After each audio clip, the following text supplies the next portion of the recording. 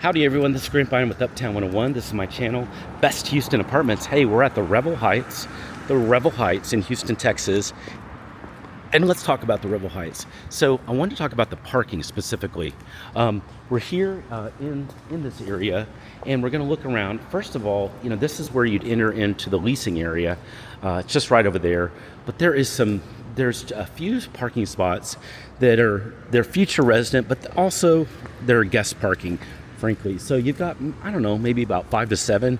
So you do have some spots here. You do have some parking that's on the street, and it's doable here. But frankly, if you're a resident, you want to be in the garage. So you've got the gate here. This gets you in and out of the resident garage, and you have to have basically a fob.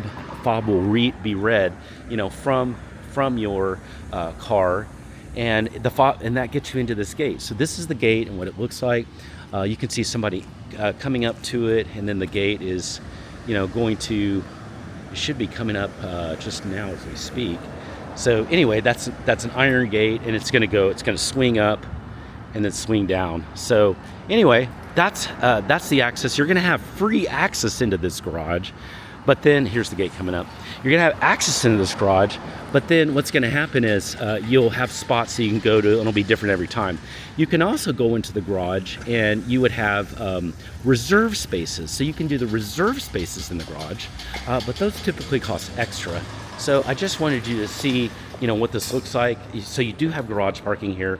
It's just, you'll have access to it, and then pay extra if you want reserved space.